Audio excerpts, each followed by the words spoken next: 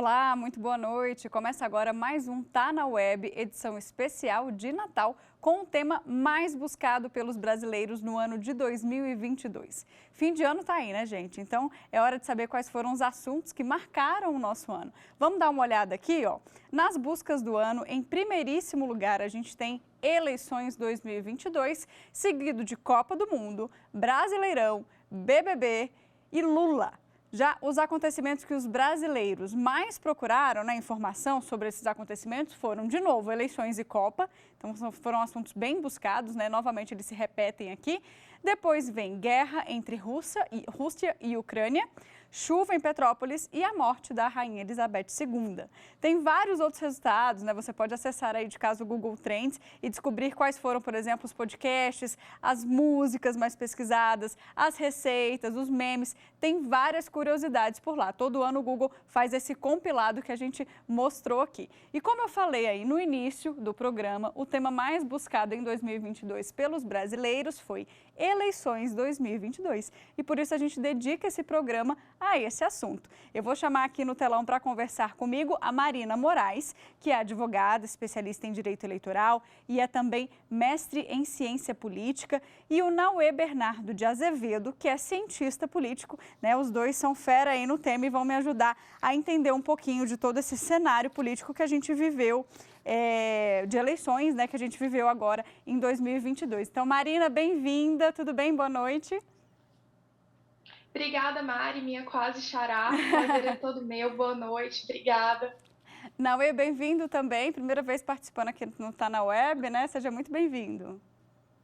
Oi, Mari, boa noite, obrigado. É uma honra estar aqui. Também do boa noite à colega Marina. Seja um debate legal.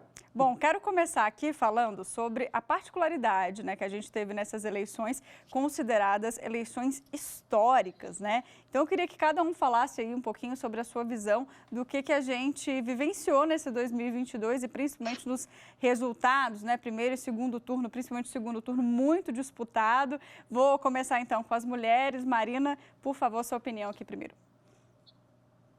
Vou me redimir e fazer meu cumprimento à Nauê, que eu não fiz no primeiro momento. Bom, certamente a gente teve eleições históricas nesse ano de 2022. Não é à toa que foi o tema mais buscado, né, no Google Trends. A gente está realmente num momento de polarização e de engajamento. E acho que um papel muito importante nisso é justamente o tema aqui do programa, né, a questão da web. Eu sou de uma época antiga e dos primórdios de internet que a gente fazia pesquisa de trabalho no Wikipedia e os professores aceitavam, né? Então eu venho de uma geração que diz que se está na internet é verdade e ela meio que acredita nisso, né?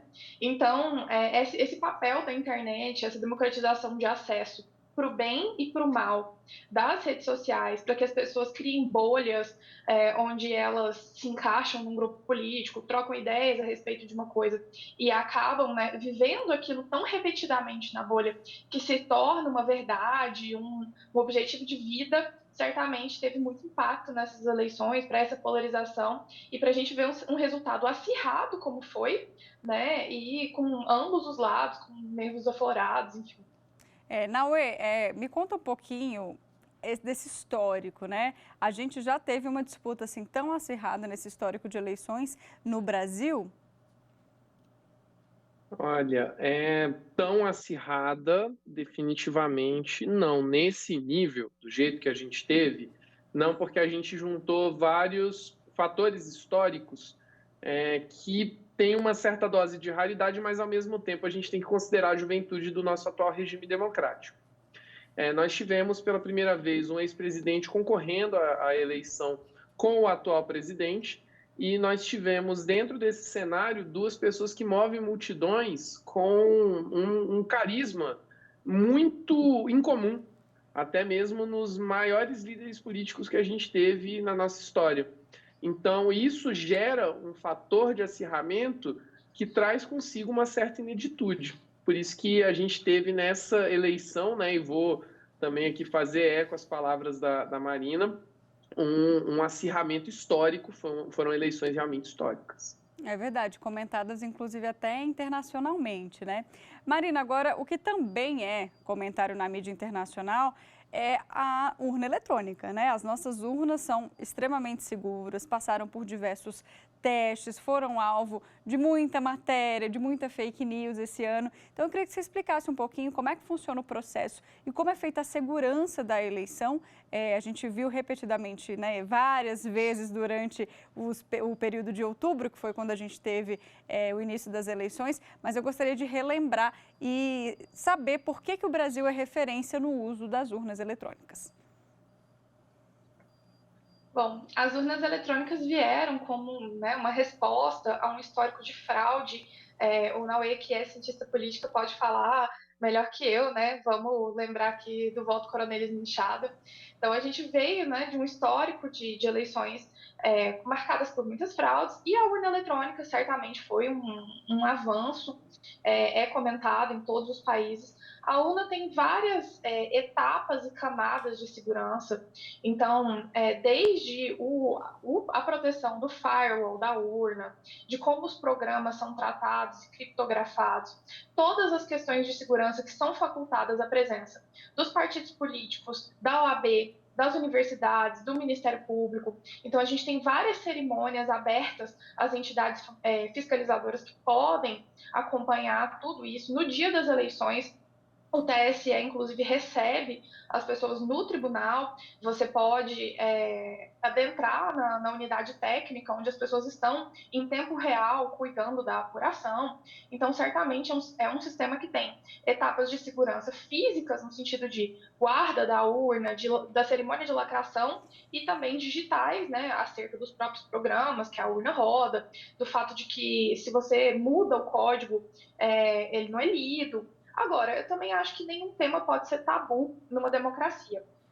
Eu acho que as urnas são confiáveis, mas acho que essa movimentação social, no sentido de se interessar mais sobre quais são esses processos, quais são as fragilidades desse processo, claro, dentro de um debate racional, de um debate, né, de interesse democrático, é saudável. Também acho que a gente não pode tratar isso como um tabu. E quanto mais as pessoas se interessarem por esse processo e quiserem conhecer e questionar as etapas, é assim que a gente evolui, né, para um sistema ainda mais seguro e ainda mais confiável e aceito pela sociedade. É verdade.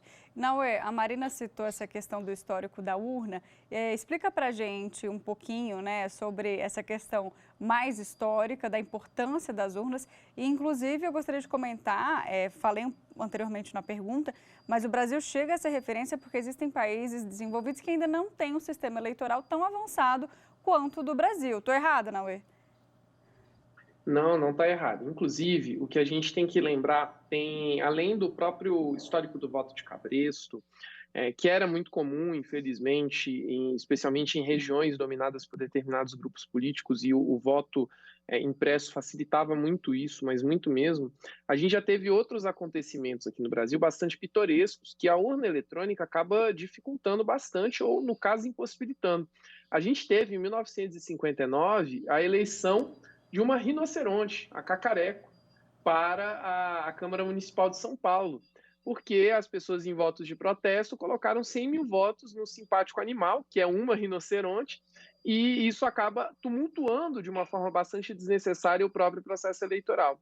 Quando você traz um avanço civilizatório desse, que é a urna eletrônica, com sistemas que foram muito bem comentados pela colega, muito seguros, e que, claro, nós sempre devemos estar discutindo metodologias novas de segurança de dados, do avanço nessa segurança da urna e tudo, isso não quer dizer que o sistema ele tenha dúvidas que justifiquem, legitimem que a gente coloque todo o sistema eleitoral brasileiro em dúvida, em descrédito. Muito pelo contrário, que se vê um esforço contundente e muito contínuo das nossas instituições para garantir a lisura, a transparência e a segurança do pleito, reservando e preservando, de forma muito especial, o voto secreto, direto, universal e periódico, que é uma conquista civilizatória do nosso país e que a gente tem que manter a todo custo. Isso faz parte do nosso sistema eleitoral. E lembrando que o TSE, inclusive, encoraja os cidadãos comuns, você de casa que está assistindo, e ir lá no teste público de segurança, né, ver como é que funciona. E a população, como a Marina falou, né, Marina, tem se interessado também mais, e eu acho que faz parte também, né, a população tem que saber exatamente em detalhes como é que funciona, para que a gente garanta que todos os cidadãos conheçam de fato o sistema eleitoral brasileiro. Certamente. Sobre a questão de representatividade de mulheres e negros nessa eleição, que também foi algo muito comentado. Você, como uma pessoa negra que tem essa representatividade, essa fala, né, esse poder de fala, queria que você comentasse um pouquinho sobre a importância disso e como é que foi esse cenário agora em 2022. Bom, a gente tem que primeiro levar em consideração que o sistema jurídico eleitoral brasileiro, ele num primeiro momento acaba tendo detalhes que excluem completamente a participação de minorias. Ele é um sistema que não permite de forma abrupta e muito aberta, inclusive, eu diria, a participação de pessoas negras, por exemplo. Então, isso é algo que, com o tempo, a gente conseguiu reverter, mas ainda assim há uma subrepresentação que, com medidas que passam pelo legislativo e também pela atuação dos tribunais, acaba sendo mitigado. Mas, apesar dessa mitigação, a gente ainda vive um cenário de subrepresentação muito grande.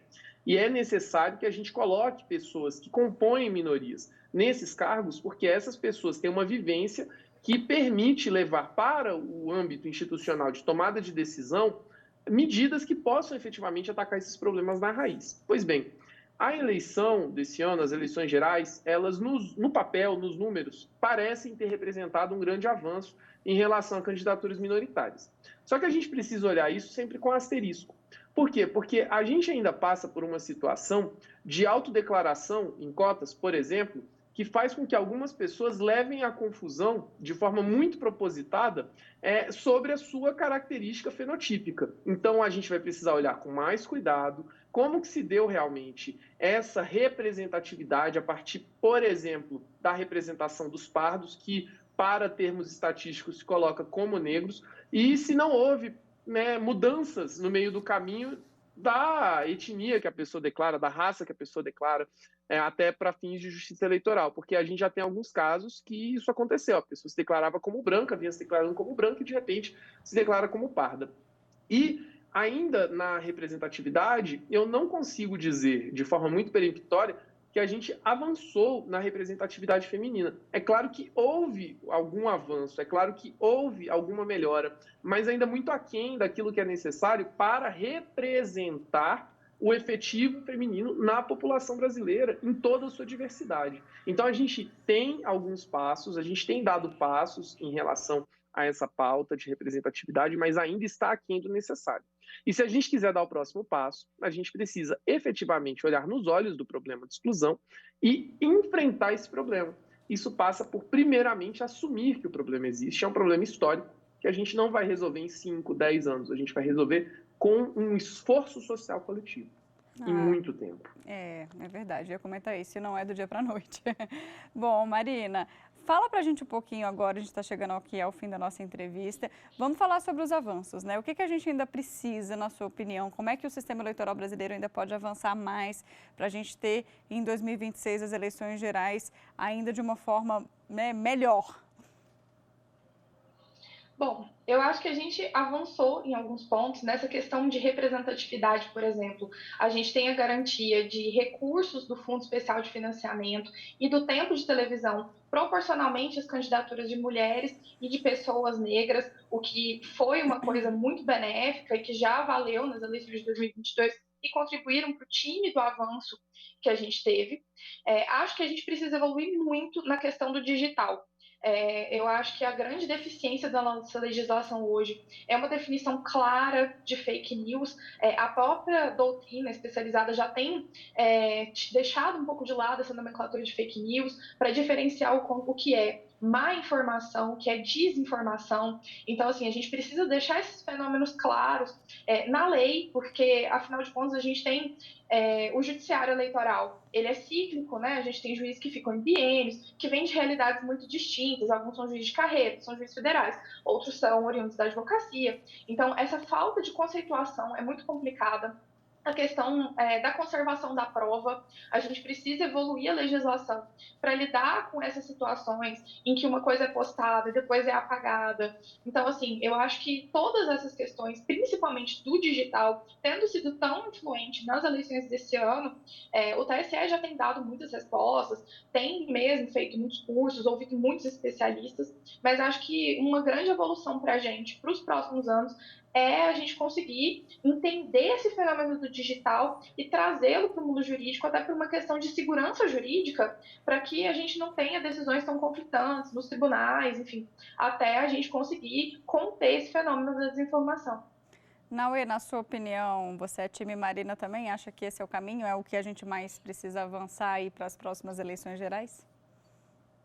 Eu não poderia concordar mais. O diagnóstico, na minha opinião, é esse, perfeito. E é preciso que a gente se assanhe mais nesse debate, porque no fim do dia é um debate civilizatório. É um debate que trata de boa-fé no seu sentido objetivo, naquele dever e direito que eu tenho de esperar um comportamento ético das pessoas. Então, é preciso que se avance, e essa é uma linha que, se a gente seguir, se esse caminho que foi proposto pela Marina, se nós seguirmos, eu tenho certeza que haverá muitos avanços. E é preciso coragem para se enfrentar esse debate, mas principalmente muita maturidade. Por quê? Porque sem a maturidade, a gente não consegue enfrentar esse debate com as divergências que ele requer. Porque se não há divergência, a gente não consegue reforçar a democracia. E é preciso que se separe. Divergência não é um embate que vai exterminar a opinião do outro lado, mas muito pelo contrário. É aquele tipo de discordância que vai levar os dois lados a pensarem, ou três ou quatro, a pensarem em uma saída comum que consiga acomodar os interesses e as necessidades que dizem respeito a cada especificidade. Tá certo, adorei nosso bate-papo, pessoal. Marina, Naue, muito obrigada, uma boa noite para vocês. Boa noite. Obrigada, Mari. Até mais. Muito obrigado. Bom, a gente faz agora então uma rápida pausa, bem rapidinho. A gente volta já no segundo bloco para falar mais sobre eleições gerais de 2022, que foi o tema mais pesquisado no Google Trends no ano, mas principalmente o impacto das fake news nas eleições. Não sai daí.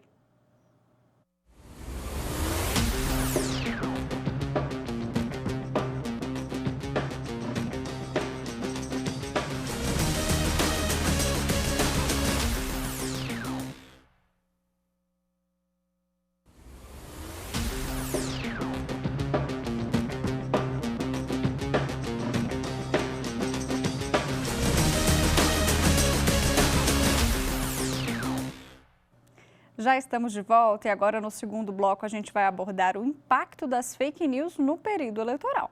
A gente noticia que toda semana uma fake news e já falamos sobre as consequências que elas podem trazer para a nossa sociedade. Bom, as eleições de 2022 foram recheadas de notícias falsas e é sobre o impacto delas que eu converso agora com o Diogo Gradim, que é mestre em Direito Eleitoral pela UFMG e também membro da Academia Brasileira de Direito Eleitoral e Político. Tudo bom, Diego? Bem-vindo! Olá, boa noite. É um prazer falar com vocês. Bom, o prazer é todo nosso. Vamos começar falando então sobre essas eleições. No primeiro bloco a gente discutia as particularidades dessas eleições que foram polarizadas, que foram históricas, né? Que teve um segundo turno extremamente apertado, mas a gente também teve esse fenômeno das fake news que mais uma vez, e talvez de uma forma mais avassaladora agora, né, desenharam algumas consequências para os eleitores que muitas vezes se deixaram levar pelas notícias falsas. Queria que você comentasse um pouquinho sobre as consequências que as fake news tiveram nesse período das eleições gerais de 2022. Bom, em primeiro lugar, é importante destacar que isso não é um dado exatamente novo, né? Alguns aspectos são novos, mas há uma certa recorrência das fake news e do fenômeno da desinformação como um todo. Primeiro a gente precisa pensar que para trabalhar a fake news, principalmente pensando nesses efeitos, né, nesses efeitos mais grandiosos e de maior impacto, a gente não está tratando apenas de uma informação falsa. A gente está tratando de uma estrutura montada para desinformar. É uma desinformação produzida com uma intencionalidade, com uma estrutura por trás, com uma organização, né? Então, tem todo um cenário ali montado para que essa desinformação ela prevaleça e ela gere seus efeitos. Um dos grandes pontos relacionados aos efeitos propriamente novos das fake news é a forma como elas se espalham, né? E aqui a gente pode pensar em alguns aspectos disso, né? Seja pela velocidade com que se espalha agora, né, com a internet, com redes sociais, seja pela forma como as pessoas elas estão inseridas em um ambiente mais ou menos homogêneo de informação. O que eu quero dizer com isso? Alguns de nós, né, pode até ouvido falar das chamadas bolhas, né, em algum tipo de discussão. Então, é comum que isso surgiu inicialmente na publicidade, né, no marketing, para fazer um direcionamento melhor do produto que se queria vender, se seleciona um conteúdo específico para públicos bastante específicos e vai direcionando uma informação que é mais palatável àquele tipo de pessoa, que tem aquela forma de visão de mundo, né? Isso é uma lógica, e aqui, né, voltando àquela ideia inicial, há aspectos novos e aspectos antigos. Essa ideia de segmentar o público e direcionar um conteúdo específico é uma ideia já antiga, né? Só que antes se fazia isso com um nível de precisão, com um nível de informação e com um grau de sofisticação muito menor do que é possível fazer hoje, né? Antes você tinha ali dados basicamente demográficos, né? Uma divisão por gênero, uma divisão por faixas etárias, uma certa divisão por renda, né, que permitia ali uma certa segmentação. Hoje, com o nível de informação que deixamos, principalmente online, você consegue segmentar o público em grupos bem mais específicos do que isso.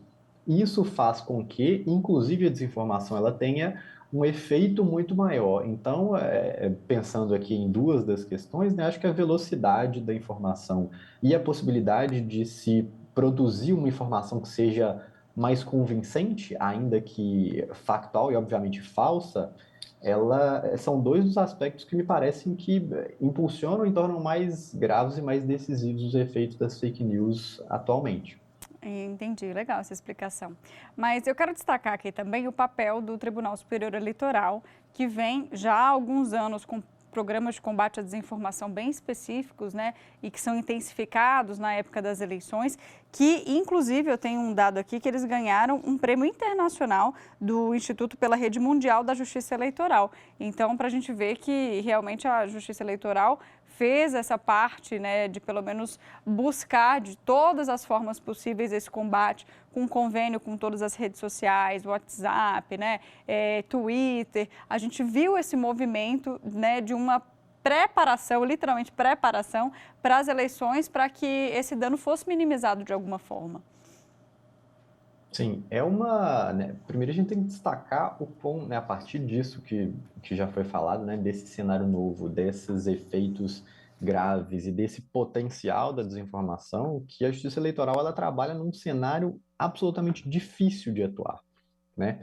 E essa dificuldade ela vai se dar além do próprio cenário da desinformação por limitações próprias de uma estrutura judiciária, né? Então, de respeitar ali determinadas normas, de respeitar direitos fundamentais, respeitar o devido processo legal. Então, tudo isso faz com que ela precise conciliar ali o tempo da informação e da desinformação, né, que circula muito rápido, com o tempo da justiça. E vejamos, a justiça eleitoral ainda é a justiça mais rápida que temos, né?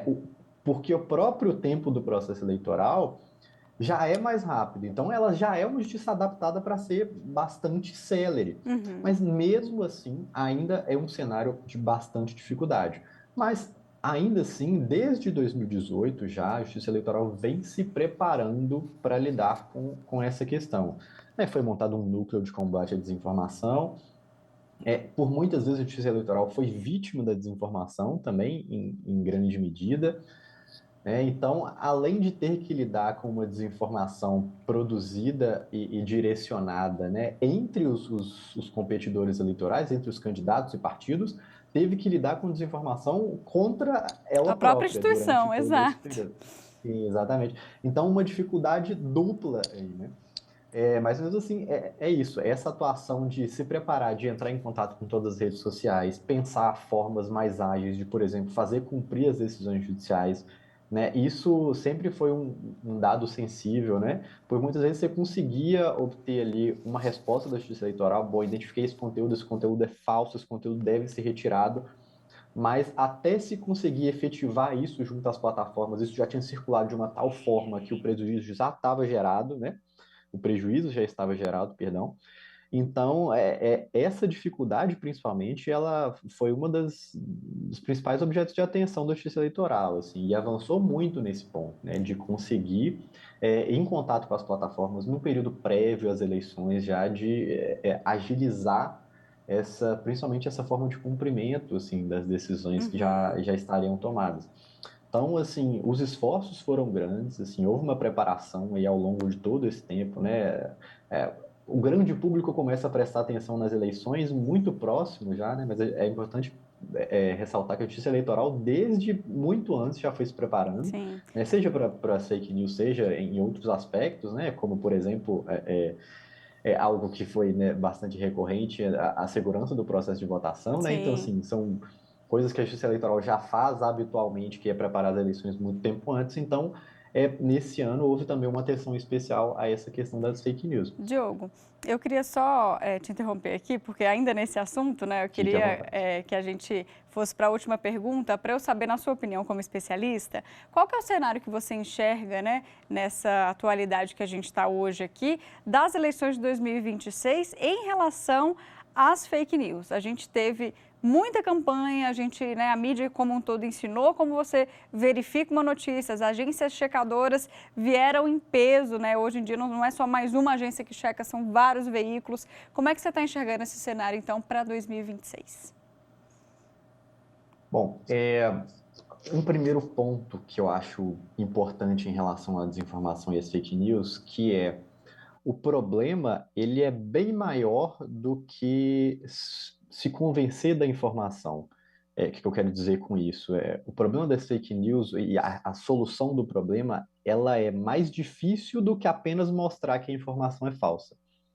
Por causa de toda essa estrutura. Aquela mentira e aquele teatro ali, aquela farsa, na verdade, né, não é apenas uma mentira, ela é uma fraude, né? É algo e muito bem pensada, plantado, exato. Exatamente. Aquilo engana não só porque a pessoa não sabe que é falsa, mas porque a toca num ponto onde gera uma emoção muito forte. Então, emoções de medo, emoções de indignação, de paixão. Então, é muito mais do que apenas não saber que aquela informação é falsa. E aí é algo que foge um pouco dessa esfera, né? Toca num nível que não é o nível da consciência propriamente, né? Te desperta ali uma indignação, um tipo de reação que não é uma reação propriamente racional. E aí não existe nenhum controle externo, né? Exato. E aí é difícil, ainda que essa pessoa tenha disponíveis meios para verificar se essa informação é verdadeira ou não, ela não o faz por outras razões. E aí esse me parece ser o ponto ainda mais sensível em relação a isso, né? E aí um contexto de eleições acirradas, ela torna esse cenário ainda mais difícil de atuar, né? Então, assim, qual que seria a solução para além disso? Eu acho que essa é a grande pergunta para as próximas eleições, né? 2026. Seja de 26, seja de 24, né? É verdade, ponto, antes das eleições gerais tem uma, né, em 2024, então vamos ver como Sim, que geram, né, num nível local, disputas também bastante acirradas, né? É verdade. Eu sou de Gerais, aqui a gente tem um número enorme de municípios, a maioria deles municípios de pequeno porte, onde as disputas municipais são também bastante acirradas. E que esse tipo de problema, em algum nível, ocorre. É verdade. Então, é interessante pensar para 26 e até para 24, me parece nesse ponto, assim, de como Diogo, que não é só informação verdadeira.